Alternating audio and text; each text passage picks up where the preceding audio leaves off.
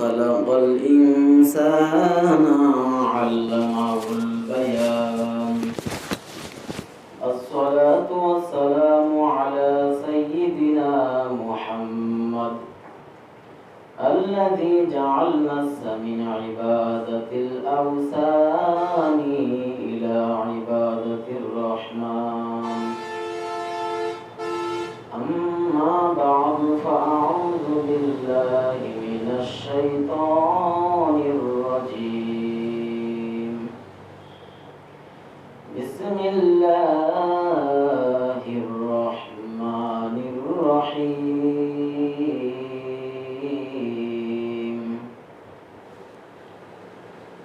فمن يعمل مثقال ذرة خيرا يره ومن يعمل مثقال ذرة شرا يره آمنت بالله صدق الله المولانا العظيم وصدق رسوله النبي الكريم ونحن على ذلك من الشاهدين والشاكرين والذاكرين والحمد لله رب العالمين اللهم صل على محمد وعلى آل محمد كما صليت على إبراهيم وعلى آل إبراهيم إنك حميد مجيد اللهم بارك على محمد وعلى آل محمد كما باركت على إبراهيم وعلى آل إبراهيم إنك حميد مجيد بلغ العلا بكماله كشف الدجى بجماله حسنت جميع خصاله صلوا عليه وآله سبحانك لا علم لنا إلا ما علمتنا إنك أنت العليم الحكيم رب اشرح لي صدري ويسر لي أمري واحلل عقدة من لساني يفقهوا قولي सूरज में दिया अपने शुआओं को पैगाम सूरज में दिया अपने शुआओं को पैगाम दुनिया है अजब चीज को भी सुबह को भी शाम दुनिया है अजब चीज को भी सुबह को भी शाम दुनिया है मैं दुनिया को तलबगार नहीं हो दुनिया है मैं दुनिया को तलबगार नहीं हो बाजार से गुजर हो खरीदार नहीं हो बाजार से गुजर हो खरीदार नहीं हो अल्हम्दुलिल्लाह लाखों कोटि दुरूद सलाम विश्व मानवतार मुक्ति दिशारी सैयदुल मुरसलीन इमामुल मुरसलीन खातामुन नबिय्यिन जनाब मुहम्मद रसूलुल्लाह सल्लल्लाहु अलैहि वसल्लमेर पर সর্বোপরি শুকর যে আল্লাহ তাআলা আমাদেরকে পবিত্র একটা মাস আরবি মাসের প্রথম মাস মুহররম মাস এই মুহররম মাসের দ্বিতীয় জুমা নামাজ আদায় করার লক্ষ্যে মসজিদে আসার বসার তৌফিক দিয়েছেন সেজন্য আল্লাহর দরবারে আমরা শুকরিয়া আদায় করি বলি আলহামদুলিল্লাহ এই মাস আজকে আশুরা আশুরা মানে 10 আরবিতে আশারা বলা হয় 10 কে এই আজকে 10 তারিখ এজন্য আশুরা গত সপ্তাহে আলোচনা হয়েছিল আশুরা আমরা মনে করি হুসাইন রাদিয়াল্লাহু তাআলা আনহুকে কেন্দ্র করে আশুরা সংগঠিত আশুরা নামকরণ করা হয়েছে বা মর্যাদা বাড়ছে হুসাইন রাদিয়াল্লাহু তাআলা আনহুর শহীদের কারণে আশুরা মর্যাদা বাড়ে নাই বরং আশুরার দিন হুসাইন রাদিয়াল্লাহু তাআলা আনহু শহীদ হওয়ার কারণে তার শহীদের দাম বাড়ছে কিন্তু মাসের দাম আশুরার দাম বাড়ে নাই এই মাস আল্লাহ রাব্বুল আলামিনের কাছে এই 4টা মাস আল্লাহ রাব্বুল আলামিন 12 মাসের মধ্যে 4টা মাস সবচেয়ে দামি, এর মধ্যে আশুরা। তো এই 4টা মাসের মধ্যে আবার রমজান উল্লেখ নাই, তাহলে কি রমজান কি কম দামি? না, রমজান কম দামি না, রমজান তাই করে সর্বশ্রেষ্ঠ দামি, কিন্তু রমজানের পর এই 4টা মাস হচ্ছে দামি। এই মাসকে কেন্দ্র করিয়া আমাদের দেশে বা আমাদের পাশের যে দেশ সেখানেও এক দল আছে, তারা হচ্ছে শিয়া। তারা অতি আবেগে হুসেন রাদিয়াল্লাহু তাআলা আনহু শাহাদাতকে কেন্দ্র করিয়া 10 তারিখে তারা তাজিয়া মিছিল বের করে।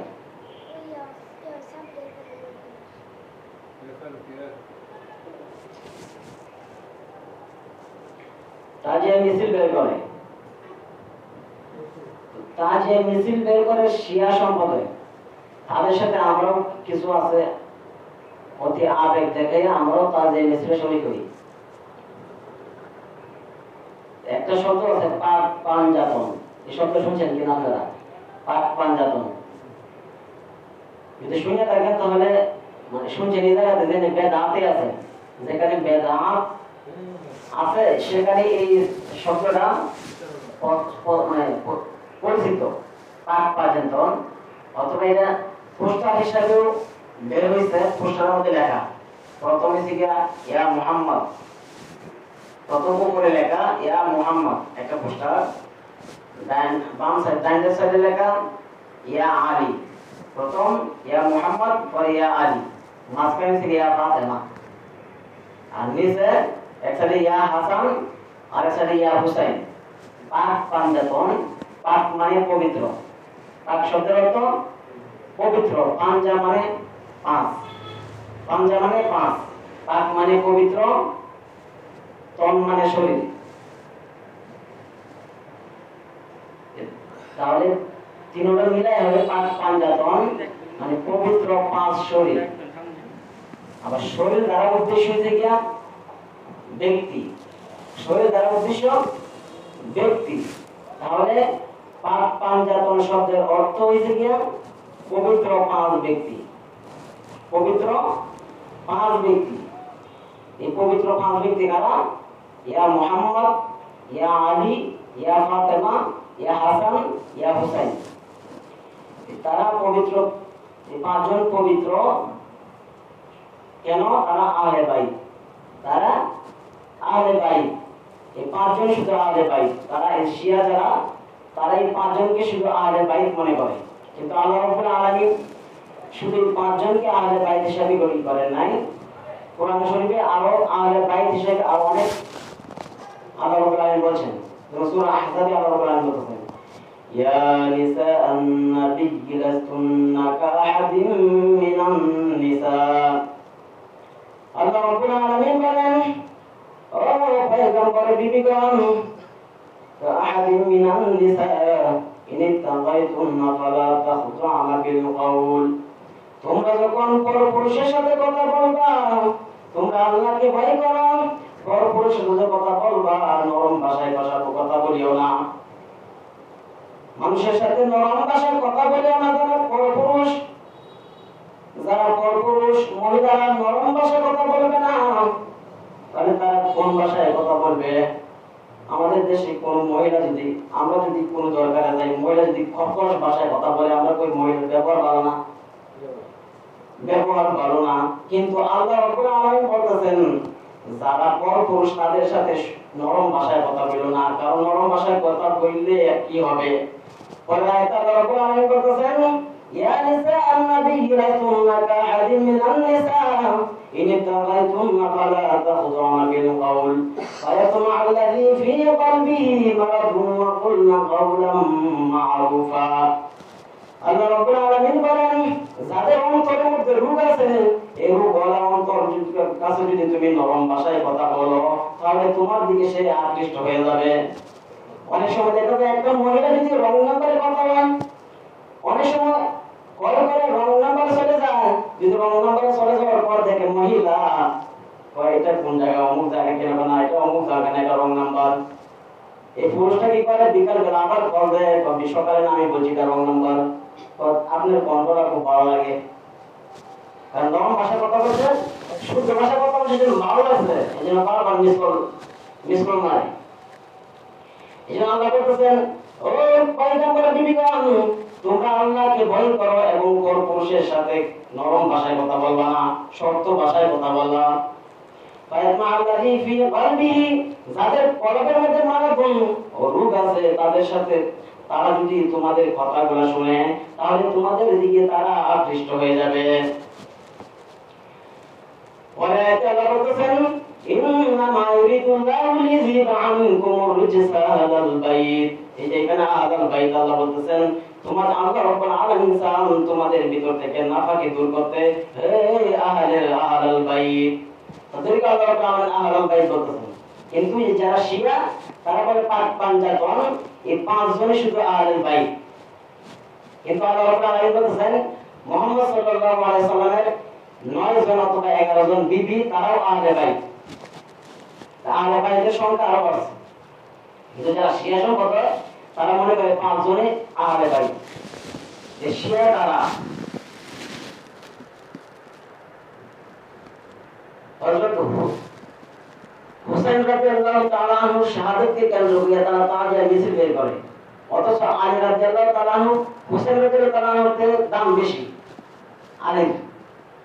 আলী রাদিয়াল্লাহু তাআলা আনহু কিন্তু শহীদ হয়েছেন, উনি রমজান মাসে, সতের রমজান ফজর নামাজ যাবেন, রাস্তার মধ্যে শুক্র অ্যাটাক করছে, তাকে হত্যা করছে, মাথার মধ্যে আঘাত করে হত্যা করছে। তার জন্য তার যে মিছিল বের হয়, কারণ হুসাইন রাদিয়াল্লাহু তাআলা আনহু যে আলী রাদিয়াল্লাহু দাম বেশি, তাই উনি তো শহীদ হয়েছেন, তার নামে তাদের মিছিল বের হয় না কেন? হযরত উসমান রাদিয়াল্লাহু তাআলা আনহু হুসাইন রাদিয়াল্লাহু তাআলা আনহু কারবালা যে মতান্তর যে মর্মান্তিক ঘটনা ঘটছে, তার থেকে উসমান রাদিয়াল্লাহু তাআলা আনহুর ঘটনা কম নয়। তাকে 27 দিন পর্যন্ত একটা ঘরের মধ্যে আবদ্ধ করা হয়েছে, পানি পর্যন্ত খাইতে দেয় নাই। তাকে আবদ্ধ করিয়া কোরআন শরীফ পড়া অবস্থায় তাকে জবাই করা হত্যা করছে। কোরআন শরীফের মধ্যে তার গোড়া রক্ত পড়ছে। তো হুসাইন রাদিয়াল্লাহু তাআলা আনহু তো সামনে সামনে তাকে অ্যাটাক করছে, তাকে হত্যা করছে, কিন্তু আলী রাদিয়াল্লাহু তাআলা আনহু পিছন থেকে আঘাত করছে, কোনো প্রস্তুতি ছিল না। আর হুসাইন রাদিয়াল্লাহু তাআলা আনহু কিন্তু যুদ্ধ করার জন্য যায় নাই। যে শিয়া সম্পাদক যারা, শিয়ারাই হযরত আলীকে হত্যা করছে এবং হুসাইনকে শিয়ারাই চক্রান্ত করে হত্যা করছে।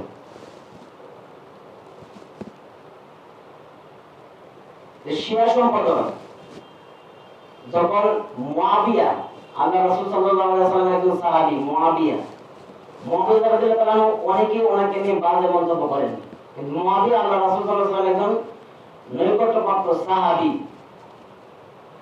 যারা সাহাবী তাদের নবী থেকে মাসুম, আর যারা সাহাবী তারা মাহফুজ।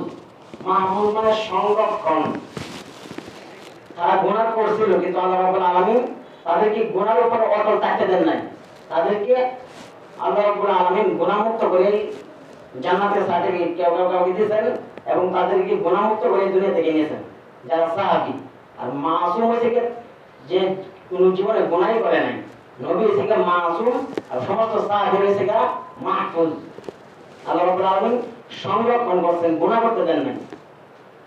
মুয়াবিয়ার নামে অনেক বিশাল সিন্ধু নামে একটা বই আছে, কারবালার ঘটনা। এই একটা ফালতু বই, এটার মাধ্যমে মানুষ ইতিহাস এটা বিকৃত করিয়া যে অনেক সাহাবীকে দোষারোপ করা হয়। কিন্তু ইয়াজিদ, মুয়াবিয়া ছেলে ইয়াজিদ যোগ্য ছিল দেশ পরিচালনা করার জন্য। সবাই কিন্তু দেশ শাসন করতে পারে না। দেশ শাসন করার জন্য অভিজ্ঞতা দরকার, শুধু আমল হলেই হবে না, তার দেশ পরিচালনা করার অভিজ্ঞতা থাকতে হবে। দুটো মিলে আমল হইতে হবে, দেশ পরিচালনার অভিজ্ঞতা থাকতে হবে। ইয়াজিদ ছিল দেশ পরিচালনার অভিজ্ঞতা ছিল, এই জন্য মুয়াবিয়া তাকে খেলাফত দিয়ে দিয়েছেন। শিয়া সম্প্রদায় কিছু লোক উপহার থেকে চিঠি পাঠিয়েছে, প্রায় 500 রুপায় চিঠি পাঠিয়েছে হুসাইন রাদিয়াল্লাহু তাআলার কাছে, যে আমরা ইয়াজিদ যে এখন খলিফা, আমরা ইয়াজিদকে খলিফা হিসেবে মানি না। আমি আপনাকে মানি, আপনি কোথায় আসেন, হুসাইন রাদিয়াল্লাহু আনহুকে দাওয়াত করতেছেন, কোপায় আসেন। উনি কোপায় আসলেন, আসার পর ওনার সাথে 72 জন সদস্য ছিল। উনি বিবি বাচ্চা যা আহলে বাইত লোক যারা ছিল সমস্ত মানুষকে নিয়ে 72 জন লোক নিয়ে একটা দল কুফা নগরীতে প্রবেশ করলো, কোপায়। সেখানে প্রবেশ করার পর কুফার গভর্নর ছিল উবাইদুল্লাহ ইবনে জিয়াদ। এই খবর যখন ইয়াজিদের কাছে পৌঁছলো যে কুফায় হোসেন রাদিয়াল্লাহু আনহু আসতেছেন, তো ইয়াজিদ তখন উবাইদুল্লাহ ইবনে জিয়াদকে বললেন যে সমস্ত রাস্তাঘাট ব্যারিকেড দাও, হোসেন যেন কুফার ভিতরে প্রবেশ করতে না পারে, কুফা শহরে প্রবেশ করতে না পারে। তারা কি করলো, ব্যারিকেড দিল এবং হুসাইনকে মারার জন্য তারা ষড়যন্ত্র করলো, কিন্তু ইয়াজিদ কিন্তু পারে নাই, মারার জন্য পারে নাই। ইয়াজিদ মারার জন্য পারে নাই হুসাইনকে, কিন্তু এখানে একজন ছিল উবাইদুল্লাহ ইবনে জিয়াদ, তার একজন লোক, তার নাম ছিল সীমা। ইতিহাসের সব অধিক শ্রেষ্ঠ ব্যক্তির নাম হচ্ছে সীমা। এই সীমার সে হুসেন রাদিয়াল্লাহু আনহু তাদেরকে এমনি আবদ্ধ করে রাখছে এবং তুরাত নদীর কাছে তারা বাহিনী ফিটিং করছে, এখান থেকে যেন কেউ পানি না খাইতে পারে। হুসেন রাদিয়াল্লাহু আনহুর বাড়িতে যে সদস্যগুলো আছে তারা যেন এখান থেকে পানি পান করতে না পারে, এভাবে তাদেরকে আবদ্ধ করে রাখার পর তারা যুদ্ধ শুরু করে দিয়েছে। কিন্তু হোসেন রাদিয়াল্লাহু আনহু যুদ্ধ করার জন্য যায় না, যুদ্ধ করার জন্য গেলে কেউ বাচ্চা বিবি বাচ্চা নিয়ে যায় না, ছোট ছোট বাচ্চা আছে, মাসুম বাচ্চা আছে, তাদেরকে নিয়ে গেছেন কথাবার্তা বলার জন্য। হোসেন রাদিয়াল্লাহু আনহু বলতেছেন যে এই উবাইদুল্লাহ জিয়াদ, তোমরা কার বিরুদ্ধে যুদ্ধ করতে চাইতেছো? আমাকে তুমি চেনো না, আমাকে তোমরা চেনো, আমি আল্লাহ রাসূল সাল্লাল্লাহু তোমাদের রাসূল তো বলছেন সাইয়্যিদা শাবাবি আহলিল জান্নাহ, জান্নাতের যুবকদের সর্দার থেকে হাসান এবং হুসাইন। আমাকে তোমরা হত্যা করতে চাইতেছো, আমি জান্নাতের সর্দার, যুবকদের সর্দার, তোমাদের ধরে পড়ে গেছেন, আর তোমরা আমাকে হত্যা করতে চাইতেছো। তোমরা একটা কাজ করো, হয়তো আমাকে ইয়াজিদের সাথে একটু পরামর্শ করতে দাও, আমাকে একটু সময় দাও, আমি যেন ইয়াজিদের সাথে কথা বলতে পারি, আর না হয় আমাকে এমন এক জায়গায় পৌঁছায় দাও যেখানে মুসলমান বসবাস করে, সেখানে পৌঁছায় দাও, না হয় আমাকে মদিনায় ফেরত দাও। এই তিনটা থেকে একটা কাজ করো। কিন্তু তারা এই তিনটা থেকে একটা কাজ হয় নাই, তারা এক এক করে সবাইকে হত্যা করতেছে। হোসেন রাদিয়াল্লাহু আনহু বাকি আছেন আর দুই একজন সঙ্গী সাথে আছে, সবাই একে একে মরতেছে, শহীদ হইতেছে। হোসেন রাদিয়াল্লাহু আনহু বলতেছে এখন তার পালা। উনি গেছেন করে তার বোন জয়নব ওনাকে এবং তার আলে ভাই বিবি বাচ্চাদেরকে বিবিকে বলতেছেন যে এখন আমার পালা, আমার পালা, আমি মরে যাওয়ার পর তোমরা আও মাও করে মাতাম করো না, কান্নাকানি করো না। তো হোসেন রাদিয়াল্লাহু আনহু তার আলে ভাই বিবি বাচ্চা বোনকে তাদেরকে বলছে তোমরা মাতাম করতে পারবা না, কান্নাকানি করতে পারবা না জোরে জোরে। কিন্তু যারা আমাদের ভাই শিয়া সম্প্রদায়, তারা হুসেন নামে ইয়া হুসেন বলিয়া নিজের শরীর রক্তাক্ত করে, রাস্তাঘাটের মধ্যে র্যালি বের করে, জশ্নে তাজে মিছিল বের করে, নিজের শরীর কাপড় খুলে বানায় এবং চাবুক দিয়া শরীর কাটে, রক্তাক্ত করে। ইতিহাসের মধ্যে পাওয়া যায় যে এরা এরকম করে কেন, কারণ এরাই সে আসল হত্যাকারী। হোসেন রাদিয়াল্লাহু আনহুকে ওরাই হত্যা করছে, এখন মানুষের যেন না বুঝে যে এরাই হত্যা করছে, এই জন্য খুব আগে দেখায় যে হোসেন মরছে, হোসেন শহীদ হয়েছে, কিন্তু হোসেন আলী রাদিয়াল্লাহু আনহু শহীদ হয়েছে, তার নামে তো এরকম মাতাম করা হয় না। হযরত ওমর রাদিয়াল্লাহু আনহু উনিও নামাজের অবস্থায় পিছন থেকে এক মুশরিক নামাজের অবস্থায় ছুরি মারছে হোসেন হযরত ওমরকে, নামাজের অবস্থায় ছুরি মারছে, উনিও তো শহীদ হয়েছে, তার নামে তো তার জিনিস বের হয় না। হোসেনের নামে বের হয় কেন? তো এই আহলে বাইতের কাছে তার পরিবারের সাথে বলতেছে যে এখন আমার পালা, তোমরা কান্নাকাটি করবে না। তার বিবি বলতেছে একটা কাজ করেন, আপনি তো এখন আমরা তো না খেয়ে আছি, কষ্ট সহ্য করতেছি, কোনো সমস্যা নাই, আমরা প্রায় মৃত্যুর মানে মৃত্যুর পথে হয়ে যেতেছি আমরা, কিন্তু আমার দুধের বাচ্চা আমি পানি না খাওয়ার কারণে, খাদ্য না খাওয়ার কারণে দুধ শুকায় গেছে, এখন একটু পানির ব্যবস্থা করেন।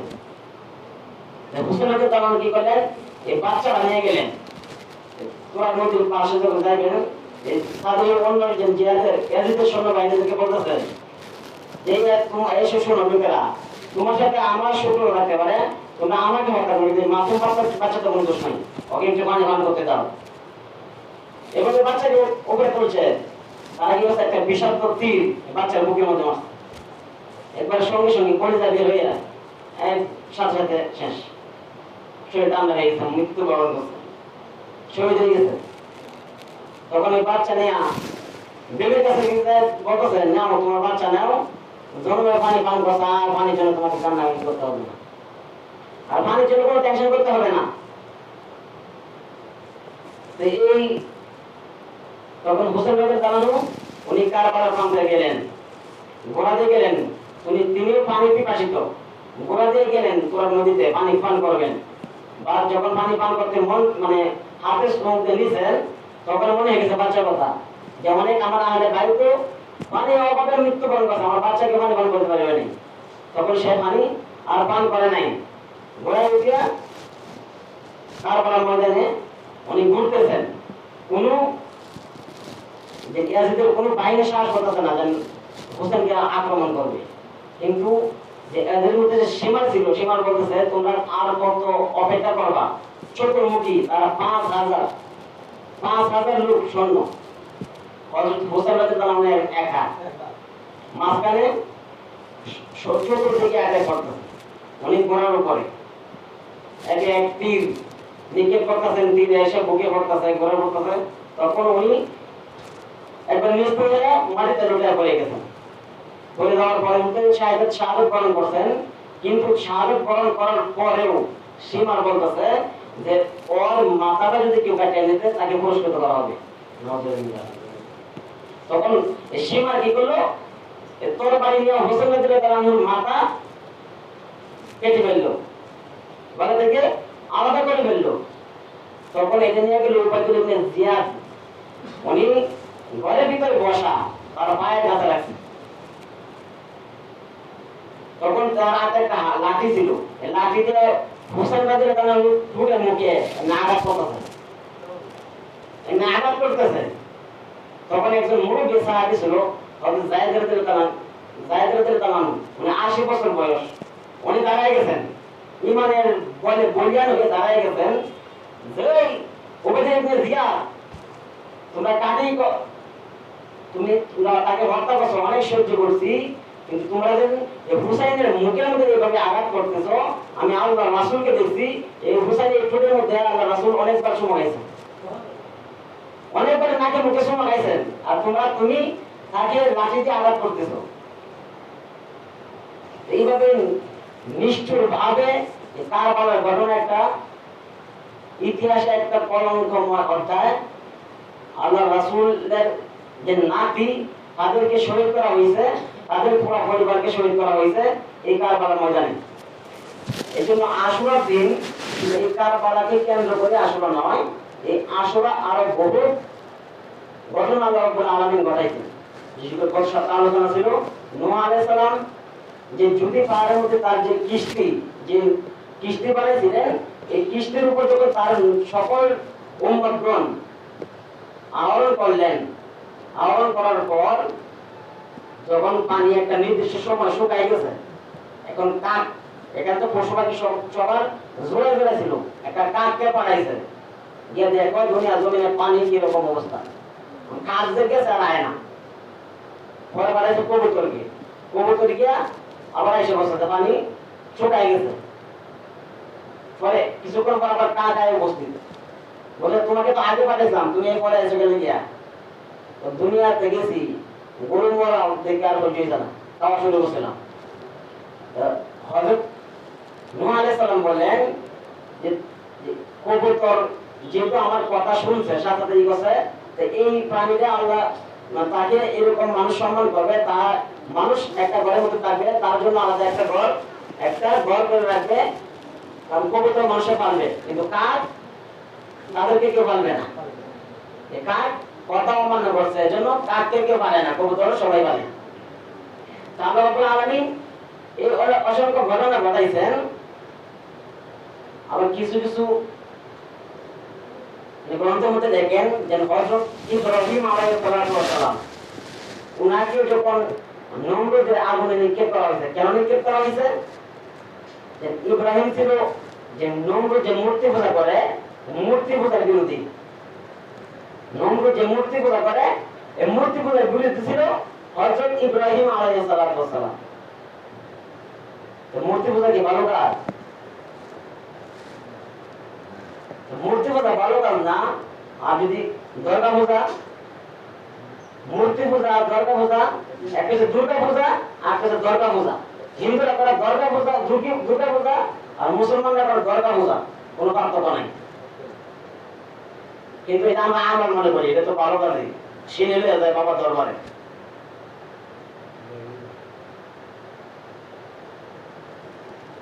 বাবার দরবারে সিনে লয়ে যায়। একজন বলছেন দুই লোক, এক লোক এসে হিন্দু আর একজন মুসলমান। হিন্দু লয়ে যেতেছে তার মন্দিরে প্রসাদ লয়ে যেতেছে, আর মুসলমান সে যেতেছে তার মাজারে সিন্নি লইয়া। এখন দুজন একসাথে রাস্তার মধ্যে মুখোমুখি দেখা, বলতেছে তুমি কই যাও? আমি দেখতেছি আমার বাবার দরবারে। তো তোমার বাবার কি ক্ষমতা? যদি সন্তান না হয় তো সন্তান দিয়ে দেয়। আমার বাবার ক্ষমতা কি? যে সন্তান না হয় সন্তান দেওয়ার ক্ষমতা আছে। এবারে তারা কিন্তু গানও গায়, কেউ ফিরে না খালি হাতে বাবারে দরবারেতে, কেউ কাজে হাতে ফিরে না, যে যেটা লেগে যায় এটি গ্রহণ করে দেয় বাবা। কিন্তু আল্লাহ রাব্বুল আলামিন, আল্লাহর কাছে যে আমরা চাই, আল্লাহ কি সব দুনিয়াতে গ্রহণ করেন? আল্লাহ দুনিয়াতে সবগুলো গ্রহণ করেন না, কিন্তু বাবা দুনিয়াতে সবগুলো গ্রহণ করে দেয়। আল্লাহ থেকে ক্ষমতা দেয় এটা তো বেশি না? আল্লাহ রাব্বুল আলামিন দুনিয়াতে সব কিছু গ্রহণ করেন না, ক্ষমা করেন না। কালকে আমাদের ময়দানে মানুষ যখন দেখবে তার আমল নামায় অনেক সব, বলতে আমি তো এত আমল করি নাই, হে আল্লাহ আপনি কি আমল কোন আমল নামাকে ভুল লাগেছে, অন্য কারো আমল নামা আমাকে চাইছেন নাকি? আল্লাহ বলবেন না, তুমি দুনিয়াতে অনেক দোয়া করছিলা, কিন্তু দুনিয়ার জমিনে সব দোয়া আমি কবুল করি নাই, আখিরাতের জন্য রেখে দিছি। তখন সেই ব্যক্তি বলবে যে আল্লাহ আমাকে যদি দুনিয়াতে একটা দোয়া কবুল না হইতো, তাহলে আখিরাতে আমাকে আরো সম্মানিত করা হইতো বেশি। এই জন্য আমরা অনেক সময় দোয়া করলে দোয়া কবুল না হয়, দোয়া কবুল না হয় আল্লাহকে বলে দেয়, আল্লাহ কাছে আমার দেয় আর কেউ দেয় না। দোয়া করি পরে হুজুরের দোষ আছে, হুজুরের যে দোয়া হয়েছে কি হইব? কোনো কাম হয় না, নিজের আমলে কমে নেয়, হুজুরের দোয়া হয়। তো আখিরাতে যেগুলো দোয়া কবুল হয়েছে না, এই জন্য আল্লাহ রাব্বুল আলামিন তাকে মুক্তি দিবেন। আল্লাহ রাব্বুল আলামিন দুনিয়াতে সব দোয়া কবুল করেন না, কিন্তু বাবা সব চাহিদা পূরণ করে দেন। কেউ চাকরি হয় না, বাবা দরবারে দাও, সিন্নি মানত করো, তাহলে চাকরি পাই যাবা। ফসলের মধ্যে উন্নতি হয় না, কামাই রুজির উন্নতি হয় না, বাবার দরবারে যাও, হয়ে যাবে। ওই ক্ষমতা তোমার বাবার। হ্যাঁ, তাহলে আপনার তোমার ক্ষমতা কি? আমি যে দেবতার পূজা করি, এই দেবতার ক্ষমতা আছে। এই দেবতার ক্ষমতা কি? আমাদের যদি বাচ্চা না হয়, দেবতা বাচ্চা দিতে পারে। আমাদের মধ্যে দেবী আছে, লক্ষ্মী দেবী। কেউ যদি অপমরণ থাকে, অলক্ষণ থাকে, আর এই লক্ষ্মী দেবীর ক্ষমতা হয়েছে কি তাকে আয় উন্নতি দান করেন, মনসা দেবী মনের বাসনা পূর্ণ করে দেন। এরকম আমাদের দেবীদেরও একই ক্ষমতা। তাহলে তো তোমাদের বেশি কি, আমার বেশি কি মা দুর্গা, মা সরস্বতী, মা কালী, অমুক মা তমুক মা। তোমার যে মা, এই মা তোমরা যে মা, আমার বাবা শাহী বাবা, লেঙ্গা বাবা, অমুক বাবা, তাহলে তো মা আর বাপ তো ঠিকই আছে। তো তোমাদের ধর্ম আমাদের ধর্ম কোনো পার্থক্য নাই। পার্থক্য শুধু এইটাই, তোমাদের পীর সাহেব থেকে ফরা আর আমাদের দেবী থেকে খালা। আমাদের দেবতা খালা আকার হয়েছে, আর তোমাদের পীর সাহেব থেকে ফরা মানে কবর শুয়ে রয়েছে। পার্থক্য শুধু এইটাই, আর সব কিছু ধর্ম ঠিকই আছে। তাদের সাথে ধর্ম তুলনা দিলে, তাদের সাথে ধর্ম তাল মিলাইলে হবে না। যে ধর্ম মানে এই নেই, তাদের ধর্ম তারা যে পালন করেন মসজিদ মোকা করেন। আল্লাহ রাসূল মসজিদ মোকা করছেন, মসজিদের মানুষকে মসজিদের দিকে আনছেন, কিন্তু তারা মাজারের দিকে টানে, মাজারে আসো। প্রত্যেক অবশ্যই মানত করো। আবার তারা গানও গায়।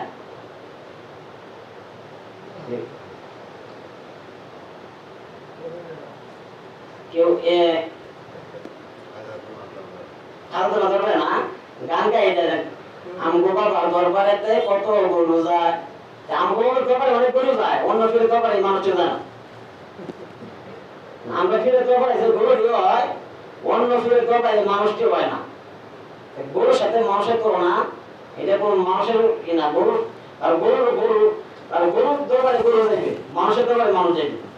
যে যে দরবার গরু, যে শুয়ে আছে গরু, আরেক দুজন বেড়ে দেখে গরু। তাহলে হকানি বিশ্বাস দ্বারা হকানি বিশ্বাসের দরবারে কোনো গরু নেই যায় না। সমস্ত ফিরের ফির, সমস্ত ফির থেকে বড় কি আমাদের নবী। নবীর রওজা মুবারকে দাঁড়াইয়া, সামনে দাঁড়াইয়া মোনাজাত করা যায় না। সামনে দাঁড়াইয়া হাত তুলে মোনাজাত করা যায় না, অন্যদিকে ফেলে দেবো, ওই কবরের দিকে বেরো। কবরে দেওয়ার, কবরে আল্লাহ দেওয়ার কোনো ক্ষমতা নেই। একজন মানুষ যখন যত বলি আল্লাহর ওলি হোক, যে মৃত্যুবরণ করছে, এখন তার দেওয়ার ক্ষমতা নাই।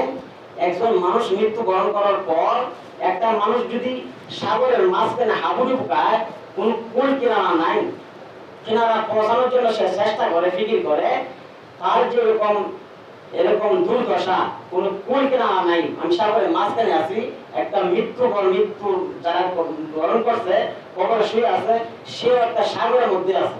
তার কাছে হাতিয়া দেওয়া যায় না, তার কাছে হাতিয়া নেওয়া যায় না, তার জন্য বরং ইসলামের সব হিসাবে তার জন্য দোয়া করা যায়।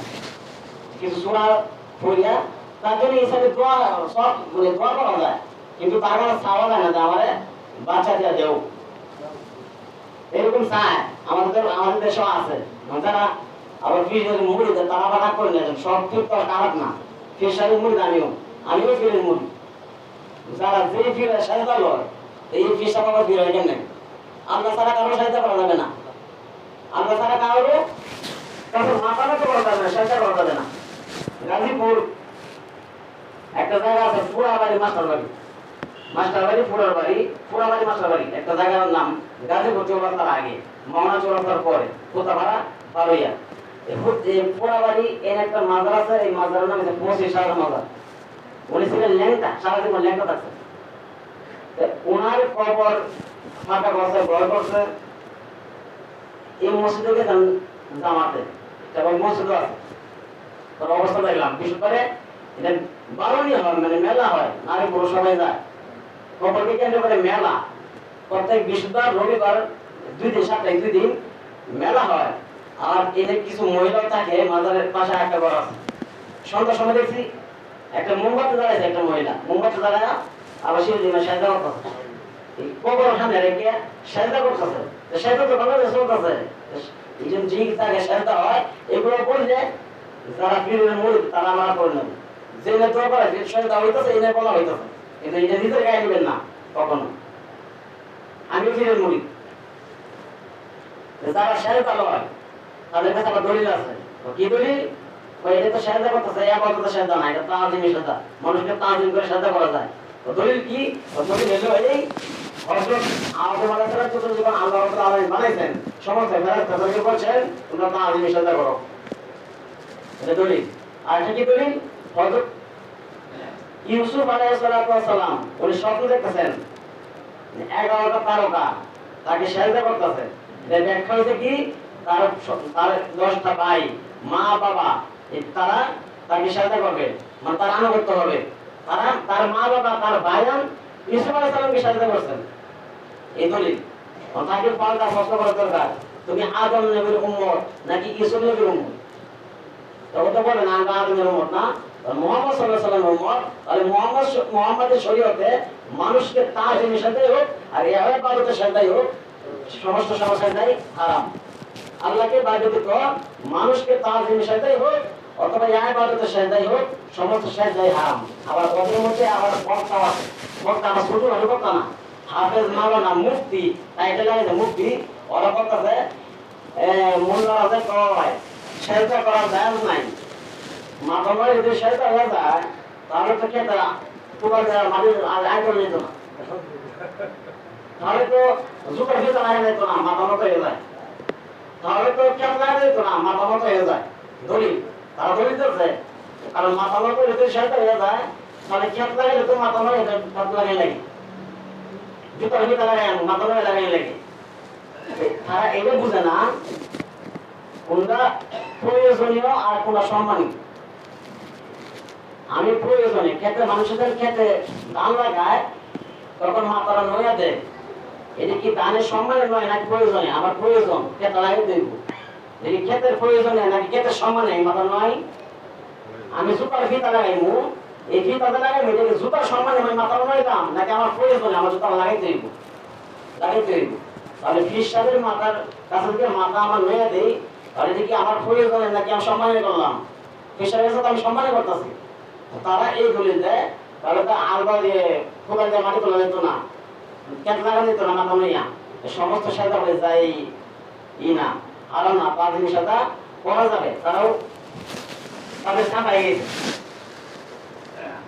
এই জন্য মুহাম্মদের শরীয়তে আল্লাহ ছাড়া অন্য কোন মাখলুককে ইবাদতে হোক, তাজিমে হোক, সেজদা করা হারাম।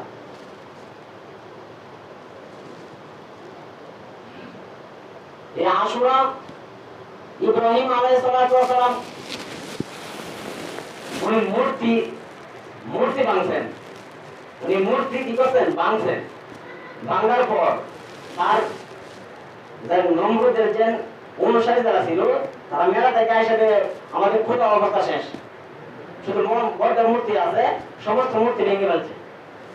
তখন ইব্রাহিম আলাইহিস সালাম সমস্ত মানুষের তাকে সন্দেহ করছে, যেহেতু ইব্রাহিম মূর্তির বিরুদ্ধে কথা বলতো, তাহলে ইব্রাহিম তার আগে কাজ করে নাই। তখন তাকে কি করলো? আগুনের মধ্যে নিক্ষেপ করা হয়েছিল। আগুন নিক্ষেপ করার পর আল্লাহ রাব্বুল আলামিন তাকে মুক্তি দিয়েছিলেন। 40 দিন আগুনে জ্বলন, মানে তাকে তো আল্লাহ রাব্বুল আলামিন স্পর্শ করতে দেন নাই। আল্লাহ রাব্বুল আলামিন আগুনের মধ্যে ঘুরিয়ে জারি করে দিয়েছেন, কুল না ইয়া না হুকুনি বারদাও ওয়া সালামুন আলা ইব্রাহিম, হে আগুন তুমি ঠান্ডা হয়ে যাও, আরামদায়ক হয়ে যাও ইব্রাহিমের জন্য। তোমার আগুন ঠান্ডা আরামদায়ক হয়ে গেছে, ইব্রাহিমের কসম জ্বালায় নাই। 40 দিন আগুনে থাকার পর আল্লাহ রাব্বুল আলামিন যেদিন মুক্তি দিয়েছিলেন, ওই দিন আশুরার 10 তারিখ ছিল।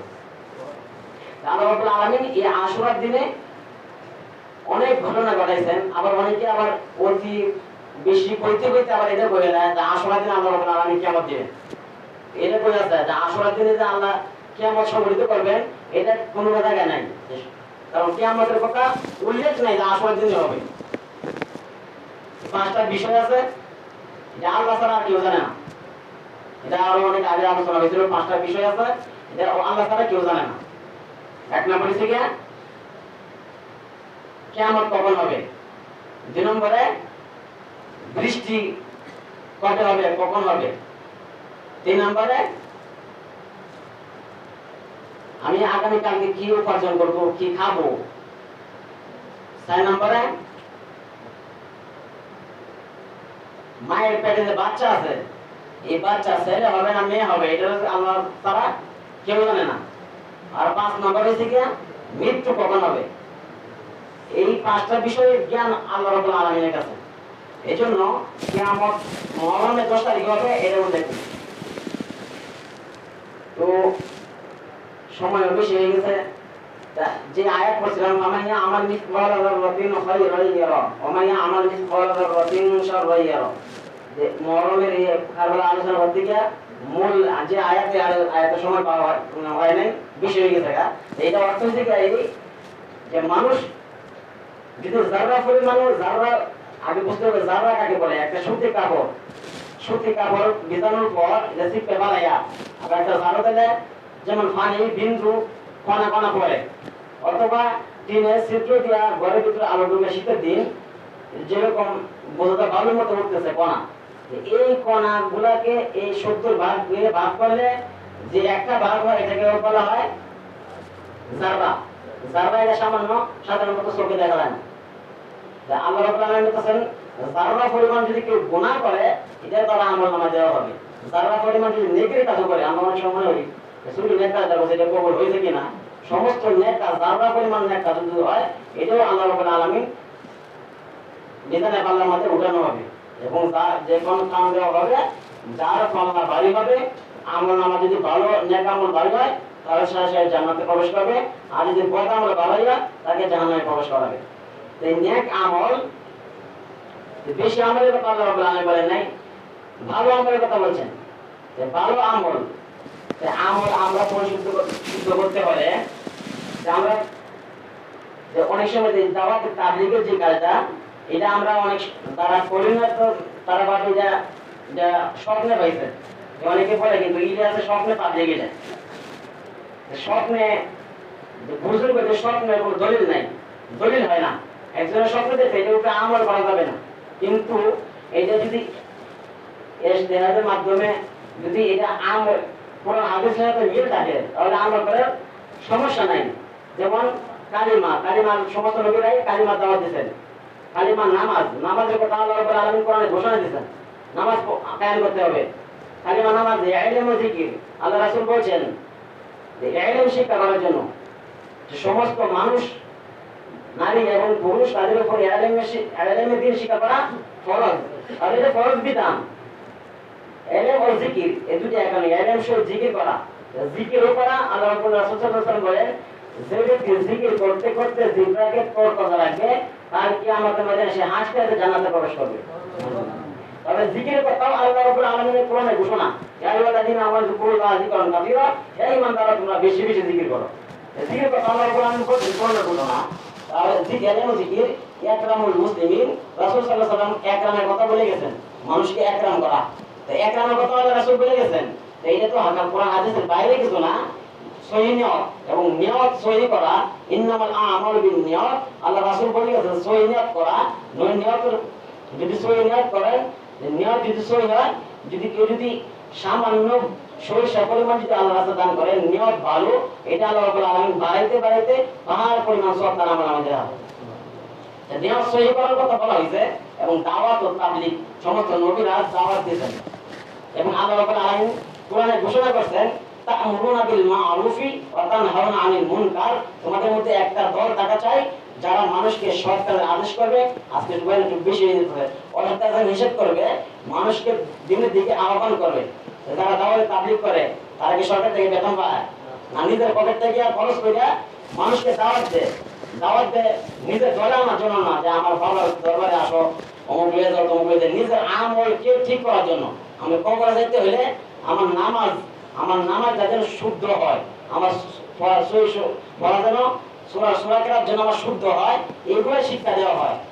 এইগুলা শিক্ষা দেওয়া, এইগুলা একদিকে ইজতিমাই তাবলীগ আর একটা ইনফারাদি তাবলীগ। ইনফারাদি তাবলীগ যেটা সমস্ত মানুষের উপর ফরজে আইন। ইনফারাদি তাবলীগ একজন অন্যায় করতেছে তাকে বাধা দেওয়া, বলা। আপনার সন্তান অন্যায় করতেছে, সন্তানকে বলা। ইনফারাদি তাবলীগ এটা ফরজে আইন। সন্তানকে নসিহত করা নাই, নসিহত করা ইমাম সাহেব এটা করা যেত না, তাহলে চাকরি শেষ। যেন নসিহত করা দরকার, নিজের সন্তানকে নসিহত করবে যে দেব নামাজ পড়তে গেলে সারাদিন মোবাইল দিব, সন্তানের কাছে খবর নাই, সারাদিন ঘরে গেম খেলার সমস্যা নাই, ইমাম সাহেব মোবাইল দিবে একটু 10 মিনিট দেখছে, চাকরি নেই। তাহলে ইনফারাদি তাবলীগ থেকে ফরজ আইন, আর ইজতিমাই তাবলীগ থেকে ফরজ কিফায়া।